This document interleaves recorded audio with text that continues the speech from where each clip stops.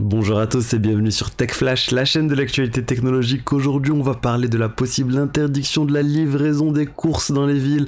On va aussi parler de Tim Cook et d'Apple avec une fonctionnalité très attendue qui ne veut toujours pas sortir chez Apple. On va aussi parler de 30 millions de dollars qui ont été récupérés depuis des hackers nord-coréens et d'une nouvelle fonctionnalité sur Instagram. Donc pour ceux qui connaissent pas la chaîne, tous les jours une synthèse des meilleures actualités tech du jour. N'hésitez pas à vous abonner et activer la cloche pour ne rater aucune vidéo. Commençons par le sujet d'Apple. Apple, en fait, vous savez, vous n'êtes pas sans savoir, quand vous envoyez un message depuis un téléphone Apple à un téléphone qui n'est pas Apple, et bien vous n'avez pas les mêmes fonctionnalités que quand vous envoyez un message depuis un téléphone Apple à un téléphone Apple.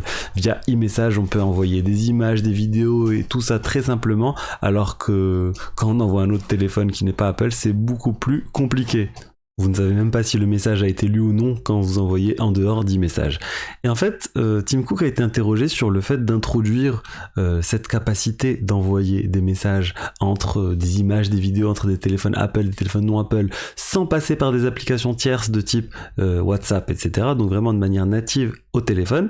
Et il dit, on n'a toujours pas prévu de le faire. Et si vous voulez faire ça, vous avez qu'à acheter un téléphone à votre ami, à votre ou autre, parce que là, c'était un journaliste qui a demandé à Tim Cook qui souhaitait envoyer des messages à sa mère. Il a dit tu n'as qu'à acheter à ta mère un iPhone si tu veux lui envoyer des messages via e-message.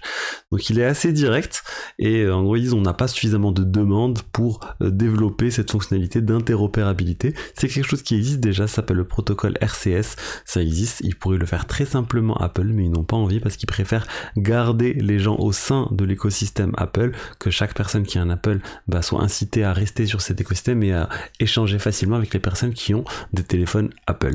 Donc voilà, un peu dommage pour l'interopérabilité, mais on voit bien que la philosophie d'Apple n'a toujours pas changé sur ce sujet. Je voulais maintenant vous parler de la livraison des courses justement dans les villes. Je vous ai dit, ça vient de principalement toutes les applications de type Gorillaz qui permettent de recevoir des courses en moins de 10 minutes chez soi. C'est quelque chose qui fonctionne bien, mais là la France est en train de changer les choses pour ces sociétés. En fait, ces concepts, comment ça fonctionne, ils ont des sortes de mini-entrepôts au sein des villes, des petits entrepôts sur lesquels ils ont plein de courses, et ensuite il y a des livreurs qui viennent vous livrer les courses directement depuis ces entrepôts, mais il n'y a pas vraiment de magasin associé. On ne peut pas aller dans un magasin Gorillaz et acheter des courses. Et en fait, c'est pour ça qu'il y a eu un nouveau décret qui vient d'être sorti, qui classifie ces magasins comme étant des entrepôts et plus comme étant des magasins. Donc c'était un peu un flou juridique et ça va permettre ça en fait aux grandes villes de faire fermer un certain nombre de ces magasins, parce qu'il y a plein de personnes qui se plaignent, ça fait de la concurrence déloyale aux petits commerçants, etc. Ce qui est dommage d'un point de vue utilisation pour l'utilisateur, mais après je pense que les livraisons vont rester. Je sais par exemple sur Uber Eats on peut se faire livrer des courses sans passer par les dark stores, j'imagine que ça se fait via directement les supermarchés et autres. Donc je pense que ça va complexifier les choses, ça va rallonger le durée de livraison. Ces sociétés devront s'adapter, mais ça ne va pas faire disparaître totalement les livraisons rapides, instantanées quasiment. Mais c'est dommage qu'il y ait toujours cette lutte contre l'innovation. Après c'est toujours le juste milieu à trouver entre l'innovation technologique et aussi le bien-être et l'existence même des commerces de proximité. On va parler maintenant des États-Unis qui ont réussi à récupérer 30 millions de dollars issus de piratage nord-coréen. Donc ça c'est quelque chose de majeur. C'est un piratage dans la blockchain qui a eu lieu. Il y avait des centaines de millions de dollars qui ont été volés. Donc il y a uniquement une partie qui a été récupérée, environ 10% de ce qui a été volé qui a été récupéré.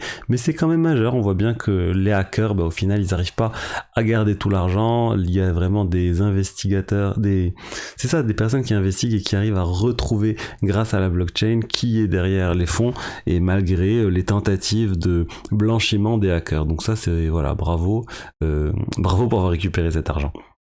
Et enfin, je voulais finir par une information sur Instagram. Ils sont en train de tester une nouvelle fonctionnalité pour pouvoir reposter le contenu de quelqu'un d'autre. Vous savez, actuellement sur Instagram, on peut pas reposter un contenu. Si vous voulez reposter, il faut faire un screenshot. Et pour pouvoir reposter les choses, je parle vraiment dans le feed principal, pas dans les stories.